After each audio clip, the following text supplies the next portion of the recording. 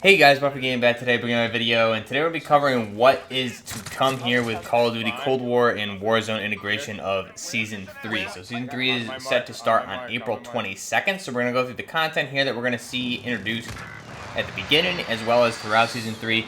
We have the Warzone events that are going to be starting on the 21st, which is going to be Wednesday of this week, and then Season 3 starts on Thursday, the 22nd. We also have some additional information to cover. We have some patches that were done today, some hot fixes for Warzone specific. So let's go ahead and jump in first off to the Cold War Warzone integration Season 3 items. So first off, we have our new roadmap here for Season 3, and first off, starting with the multiplayer map. So we're going to get 4 new multiplayer maps here. We have 3 6v6s and then a multi-team map coming later in this season. So first off, we have Yamato, I believe is how it's going to be pronounced, which is basically the same map of, I believe it's called Satellite from Black Ops 1. We saw it in the campaign of Cold War here as well. It's that same map from Black Ops 1.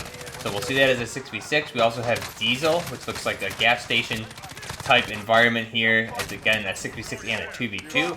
We have Standoff, which is going to be a 6v6 map. Looks like more of an urban, kind of reminds me of like an East Berlin type look to it. A nice 6v6 map there. And then we also have Duga, which is a multi-team map in season. So we'll have to see what that is. I believe that's going to be another map we'll see here repurposed for Outbreak as well. Now, new multiplayer modes for Black Ops Cold War. We're going to be having Sticks and Stones, as well as multi-team eliminations at some point coming later in the season. New score streaks that'll be introduced, I'm assuming at the start of the season, will be a strafe run. So it'll be basically the same thing as Modern Warfare's A10 strafe run there that we see in that game as well as in Warzone. So we'll have the strafe run introduced for Cold War multiplayer. And then outside of that, for the rest of Season 3, for the Outbreak mode, we'll also have a new map or a region for Outbreak, that being Duga again. So again, same as the multi-team map that we're going to be see added to Cold War multiplayer. We have a new field upgrade, that being Toxic Growth. And for that one, I think I'm not sure if it's going to be specifically for Outbreak or what it's going to be. It looks like it's going to be new Outbreak content and zombies. So it's going to be, the Toxic Growth is going to be specific for those two modes, not multiplayer, which would make sense. So that'll be specifically for zombies and Outbreak mode. And Toxic Growth is basically just going to be a field upgrade, essentially, for those modes. So next up, the new Outbreak Vehicle. So these are going to be Outbreak only. That's going to be the cargo truck, as well as the FAV. So again, basically an attack rover that we'll see added as the FAV. We have new Outbreak Intel that'll be coming at some point in the season. And then for new weapons, we actually have 6 new weapons in total here. 4 of them are actually guns and 2 are melee weapons. So the first weapons that we have here that we're going to see at the start of the season are going to be the PPSH. So again, this is a World War II weapon. So we'll be seeing this. The PPSH is a World War II submachine gun, very, very fast firing. So we'll see that coming, I assume, at the very start of the season. We should be able to see this. And we also have what's called here in game the Swiss K31, which is actually the real K31 rifle, which is a carbine rifle firing 7.5 by 55 millimeters. So we'll see that at the start of the season as well. And then at the midpoint of the season, assumably, will be the Car V2. So the Car V2 is a burst fire weapon, and basically what this is the G11. So if you're not familiar with the G11 is an H&K weapon that really it kind of modeled and paved the way for basically like other H&K weapons, but it never really found its place in any military standpoint. A very interesting weapon. It fires, there's a lot to go in with this, but that was designed in 1968 through 1990. It's an assault rifle, and again, the cartridge it fires the first really attempt to fire caseless ammunition. So it's a gas-operated rotating breech. It's a very interesting weapon, and really was basically kind of used to create different weapons down the road out of this. So it never really found its way to be formally adopted, but an interesting weapon that I'm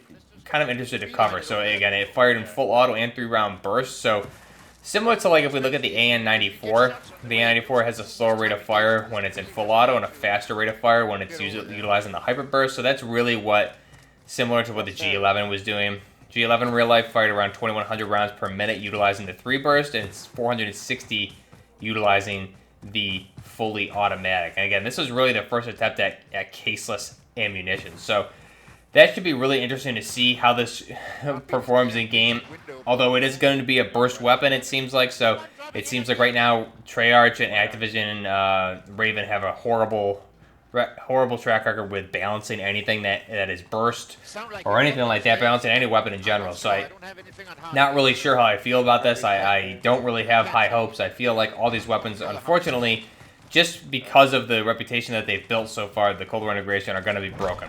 That's going to be the G11, the CAR V2.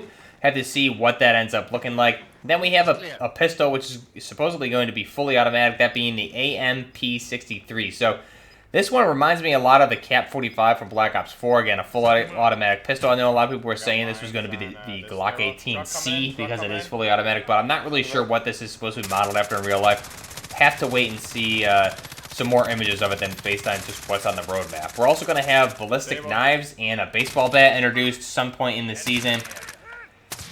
And then also when we shift into Warzone and Cold War, we'll have some new operators. But first off, Cold War, we have new prestige levels, and we also have new limited time modes and the mid-season event, which we don't really know what that is yet. So for new operators, we have a few new operators here that are actually going to be being introduced here at the start of what looks like Cold War. So the very start of Season 3, we should have these new operators available. So we're going to be having to start, we're going to be having, looks like Wrath is her name. This is the female on the launch of the Season 3 poster. So again, this is she's for the Warsaw patch, or the Warsaw Pact, excuse me. This is going to be available launch week. We also have Knight, who is again for Warsaw. And he looks kind of like a Viking-type soldier. I'm not really sure how I feel about that. Interesting looking soldier. Have to see more footage of him as well. Then we also have Antonov, I believe, is supposed to be a Russian operator here again for the Warsaw Pact. So Antonov is basically supposed to be in line with Perseus is the storyline here. So again, an interesting looking operator. He kind of reminds me of like a firefighter. So again, I'm not a big fan of the Cold War cosmetics really in any way so far. And then, oddly enough, first off, Antonov is going to be in season, but at the start of the Season 3, we have the Modern Warfare version of Captain Price from that very first Call of Duty 4 Modern Warfare mission when you're going into the ship there and tracking down that nuclear warhead. So you're going to be having Captain Price, the Modern Warfare, the original Modern Warfare COD 4 version. It looks like that's who it's supposed to be, utilizing the SAS Wetworks operator gear on this. So similar, I think we have one with Otter using the Wetworks gear.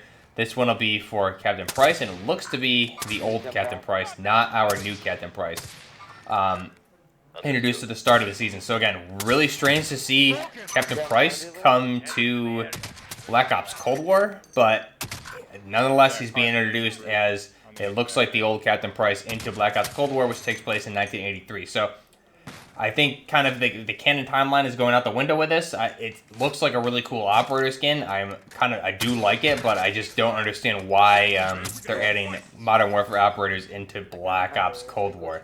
So I'll have to see what's going on with that, what this crossover is going to be looking like. Again, it's available for both Warzone and multiplayer, which is pretty interesting. So have to wait and see more about that. Now, next up we have the Warzone map update. So it seems like on Thursday, April 22nd, the Warzone map will change, and the rumors have been that this is going to be a 1980s version of Verdansk. So we have very little real information. We just have an overview here on the roadmap showing kind of a high-level design of part of the map itself. And it looks pretty barren and wasteland-like, almost like a desert-type look to one region of the map. So I have to see really what they do with this, what this map looks like. There was some leaked footage a few weeks ago, so we have an idea of kind of what parts of it are going to look like. But again, we'll have to wait and see. And again, that'll happen on the 22nd. And then we have the Warzone event, which is going to be the Hunt for Adler. So the Warzone event, not sure if that's going to be at the start of the season or if that's going to be part of the event here on the 21st. So that's all for Season 3 as far as what's displayed on the roadmap. If we go back now and we look at kind of the information regarding the event. So the mid-season event is going to be taking place. There was a small little leak that came out, and it's going to be an interesting event. I think this is going to be the nuke event. Not really sure that nothing specific has really been said to my knowledge, but the Warzone event times is going to start on the 22nd of April, the 21st, that being Wednesday, this Wednesday. And that'll be running at different times throughout the day. So I'll link to the Activision blog down below, and here I'll show you just kind of the times in Pacific Standard Time, so you just have to do the conversion. It looks like they'll be going at every few hour slot. So if you're looking at Eastern Standard Time, it'll be 3 p.m. Eastern Standard and 5 p.m. Eastern Standard. You also have 5 p.m., 12 a.m., and then 12 a.m., 3 p.m. So there's a bunch of different times here, and again, you can see the PT and the ET conversions there for when these events will be going on. It'll also be happening into the early morning hours of the 22nd before the actual season itself launches, it looks like. So that may be the nuke event. Not really sure what's going to be happening, if that's going to be part of the hunt for Adler, what they're talking about here on the roadmap. Not sure if this is what this is going to be, if the nukes are going to go off, if the gas is going to overthrow the whole map and you have to exfil. Have to wait and see really what that is. There's not much information that I've seen out there yet, so have to see what it looks like. Again, that'll happen this Wednesday, so make sure you check that out. I'll probably do a video about that on a Wednesday. Now, if we look at Warzone specific updates, there were hotfixes today in Warzone, so April 19th, prior to the Season 3 launch, we had some general fixes, that being the RCXD was removed from the buy stations, now only available in the containment monitors, where the zombie areas are. They fixed areas causing players to be unusable with armor equipment and unable to activate certain kill streaks or field upgrades. The containment protocol missiles will no longer land in the player areas, which I hadn't had that happen. However, I did see some things online. It looks like they were just kind of edging through the map and landing it in player areas on the map instead of going outside the map. Also, the containment protocol missiles had their volumes reduced because they were extremely loud and you couldn't hear anything that was happening. It seems to be a constant theme we're seeing, where just volumes are too loud on everything. I remember the Gulag at the beginning of the Cold War integration was just extremely loud, that whole cutscene, and it was breaking my ears. So luckily, they're reducing the volume on that. The fixed bugs causing loadout drops to block movement and projectiles, and as well as Kingslayer trios, they also adjusted the circle so it's no longer will move completely outside the player area. They did some updates to a specific blueprint, being the SWAT Master blueprint is now correctly displays the electric dismemberment icon. And then they did a bunch of attachment fix for Warzone here. Fixed the bug where Modern Warfare sniper scopes with the variable zooms were not showing the glints, so that's been fixed. Fixed the bug where Modern Warfare weapon perks were no longer being used or work as they were intended, like sleight of hand, and some other ones were no longer working after they did an update in the mid-season. Fixed the bug with the bullseye reticle, where it would sometimes cause frame rate issues. The Psychov hipfire spread was increased. The Psychov movement speed was reduced by 5%, and the 80-round drum mag attachment for the Psychov was movement speed reduced by 5%, ADS movement speed reduced by 7%. Also, when equipping the Psychov with the Sorokin 140mm barrel, which is the full auto barrel, and the 80-round drum magazines, damage is reduced by 25%. So that's really good news. However, the huge, enormously fast rate of fire, definitely they need to reduce damage at range too, I believe. It's still going to just chew you up in certain scenarios. But we'll have to wait and see. I didn't really run into it much since this patch, so I'm not really sure how it performs. Let me know down below if you think it's any better or if it's any worse. But again, should be a very weird start to the Season 3. We have the Warzone event. We have Captain Price coming as a Cold War operator. Not really sure what to make of that, but we'll have to wait and see what's going to happen here. Until next time, this is Buckner Gaming with the Season 3 information. Until next time, Buckner Gaming.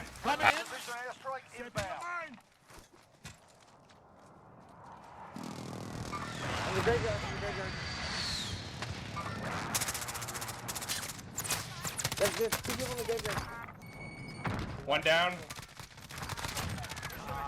Yeah. Yeah.